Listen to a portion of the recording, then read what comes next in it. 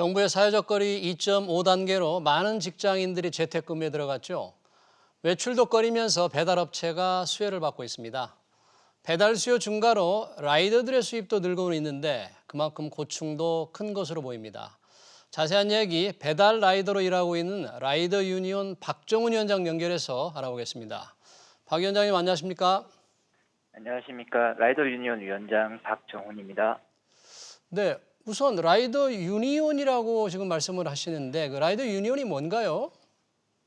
네, 배달원들의 노동조합이고요. 네, 지난 2019년 5월 1일에 출범한 플랫폼 라이더뿐만 아니라 이제 직고용 라이더까지 함께하는 노동조합입니다. 아 그렇군요. 그럼 박정훈 위원장님도 현재 라이더로 일하고 계시는 거죠?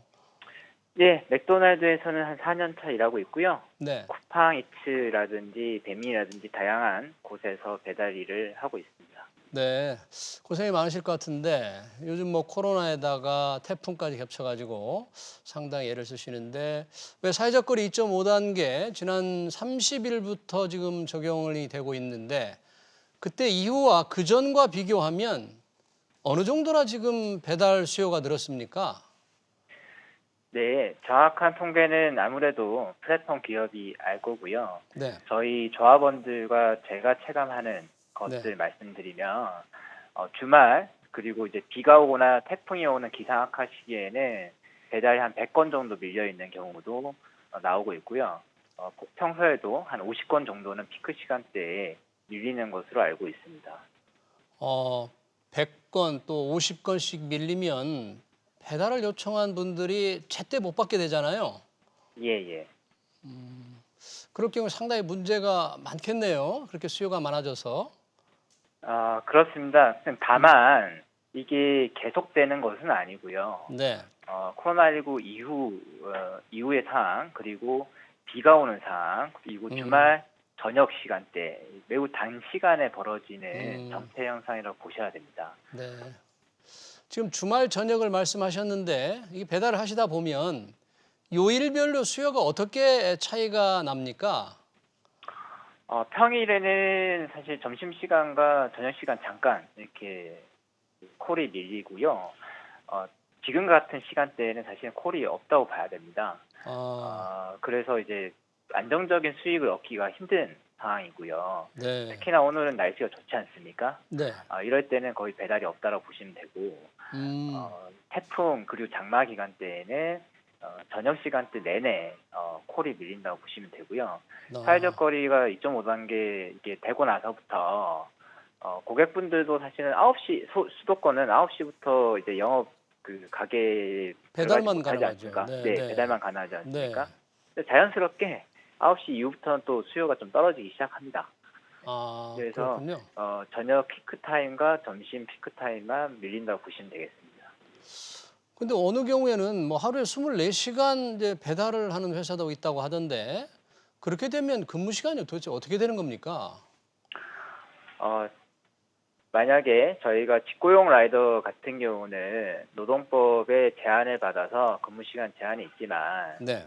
최근 문제가 되고 있는 배달 대행 라이더 그리고 플랫폼 라이더들 같은 경우는 신분이 근로기준법상 근로자가 아니다 보니까 근무 시간 제한이 없습니다. 그래서 장시간 주 72시간 혹은 80시간 노동하는 경우도 있고요. 그다음에 낮과 야간에 따로 야간 수당이 보장되어 있지는 않기 때문에 법적으로 그렇다고 해서 더 큰 혜택을 받는 것도 아닌 상황이고요. 네. 좀 야간에 장시간 일을 하시는 라이더들 같은 경우는 아무래도 건강이 많이 상하게 됩니다. 네.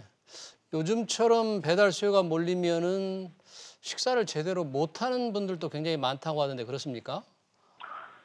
그렇지요. 과거에는 근로기준법상 4시간 일하면 30분의 휴게 시간이 이제 주어지게 되고, 네. 그래서 오후 3시쯤에 이제, 노동자 같은 경우는 이제 먹게 되는데, 저희 같은 경우는 그런 게 없다 보니까 알아서 쉬어야 되거든요. 네. 그러면은 배달료가 지금까지 낮았기 때문에 자기 착취를 할 수밖에 없습니다. 그래서, 밥 먹는 것도 있고 일을 하는 경우도 발생하게 되죠. 네. 여튼 이제 배달 수요가 늘어나다 보니까 그 라이더들의 수요도 굉장히 늘고 있다고 해요. 지금 예, 하고 예. 계시는 분야에서 어떻습니까? 라이더 그렇게 많이 필요로 합니까? 이게 최근 사태 좀 가잉되고 있는 건데요. 예. 실제로 라이더 수, 절대 수가 부족한 게 아니고요. 어. 말씀드렸다시피 특정 시간대에만 모자란 겁니다. 어, 음. 또 하나는 라이더 수가 부족하게 느껴지는 이유는 뭐냐면 예. 과거에는 직접 고용한 배달 라이더들이 자기 가게에 월급을 받고 순서대로 배달 콜을 빼줬다고 하면 네. 지금은 배달 한 건당 여러 개의 음식점들의 배달을 가는 거 아닙니까? 네. 그래서 이게 배달료도 건건 지급하게 되고 사고가 나도 라이더 책임인 거예요. 음. 그렇다면은 여러 개의 음식점들 들고 가다 보니까 특정한 가게의 그 배달 주문을 책임질 필요가 없는 상황인 겁니다. 음. 그러다 보니까 여러 개의 배달을 할 수밖에 없고 또 한 건당 배달료가 한 3천 원 정도 되니까 네. 한 4개 정도의 음식점을 들려서 배달을 해야지 최저임금과 비슷한 수익을 낼 수 있는 구조거든요. 음. 구조가 이렇다 보니까 당연히 늦어질 수밖에 없고요. 또 네. 하나는 영업을 할 때 배달 대행사라든지 배달 플랫폼사가 사장님한테 오토바이도 필요 없고 배달 인력도 필요 없으니까 우리가 빼주겠다라고 해서 영업을 한 거 아닙니까? 그렇게 영업을 했는데 실제로 그 가게에 음식만 배달해주겠다는 약속을 할 수 없는 구조예요. 지금 음. 같은 플랫폼 혹은 아웃소싱 형태의 배달 형태로는 그렇기 때문에 사실은 직접 고용을 하지 않은 혹은 아웃소싱을 한 결과가 지금 배달 대란으로 나타나고 있는 거죠. 네. 그러니까 라이더들의 절대 숫자가 결코 부족한 것은 아니다. 일반적으로 지금 라이더들이 모자라서 많이 고용을 하고 있다, 많이 뽑고 있다 이렇게 알고 있거든요. 예, 예. 음. 그런데 네. 그러니까 이게 2주 사이에 벌어진 일이거든요. 네. 그래서 음. 어, 사실 오늘 같은 날은 라이더 수가 너무 많아서 문제입니다. 네. 그래서 오늘은 날씨도 일감이 좋고 그러니까 배달 그렇죠. 수요가 적은 거죠. 적고 라이더들은 많이 나왔기 때문에 네. 라이더 한 명당 얻을 수 있는 수익은 오히려 낮아지는 거죠. 네.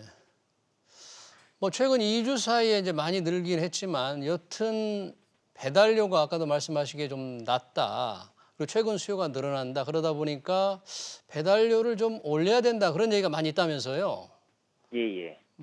어, 자영업자들도 좀 부담이 크다는데 어떻습니까? 예. 첫 번째로 자영업자들이 이제 배달료 부담을 생각할 때 배미나 요기요 같은 이제 광고 플랫폼이죠. 주문 중개 플랫폼에 내는 수수료가 6에서 12% 정도 됩니다. 네. 이것이 이제 부담이 되는 거고요. 네. 그다음에 배달 대행 서비스한테 이제 지불하는 돈도 3,500원에서 4,000원 정도 됩니다. 1.5km 내에. 그러니까 음. 이게 올라가는 것에 대해서 부담을 느끼는 것은 좀 이해는 되지만 네.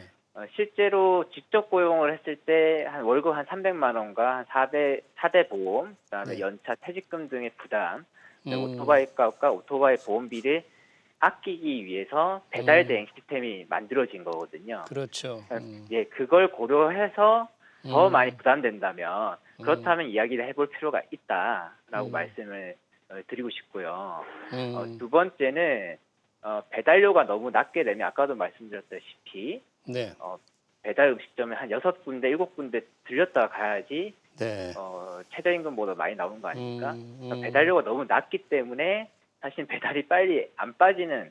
부작용도 있는 거예요. 네네. 그래서 그 문제도 있고 또 하나 중요한 문제는 이게 서울 수도권만의 문제라는 거예요. 지금 최근 아. 배달료가 일어나고 있는 이유는 강남 지역을 중심으로 쿠팡이츠와 베인이 프로모션 경쟁을 하고 있습니다. 음. 여기서 기본 배달료를 높이는 상태가 아니라요. 라이더들한테 프로모션을 네, 한다는 거죠? 예, 그렇습니다. 네. 우천 할증 이런 걸 붙이는 겁니다. 음. 근데 이제 오늘만 해도 쿠팡이츠가 기본 배달료 강남이 3,500원으로 내려갔거든요. 어. 연봉 1억과는 전혀 괴리가 있는 상황인 겁니다. 이런 네. 여러 가지 요인 때문에 라이더 유니온 같은 경우는 안정적인 기본 배달료를 보장하고 프로모션을 오히려 줄이자. 이게 아. 배달 산업을 위해서 더 중요한 일이다라고 음. 주장하고 있는 겁니다. 네. 지금 방금 박정훈 위원장이 말씀을 하셨는데 연봉 1억, 그러니까 수입이 1년에 뭐 라이더가 1억이 될 수 있다는 그런 보도가 나오는 바람에 네. 사실 현실과 좀 많이 동떨어진 기사 같긴 한데 어때 마음이 예. 어떠셨습니까? 그 기사를 보고.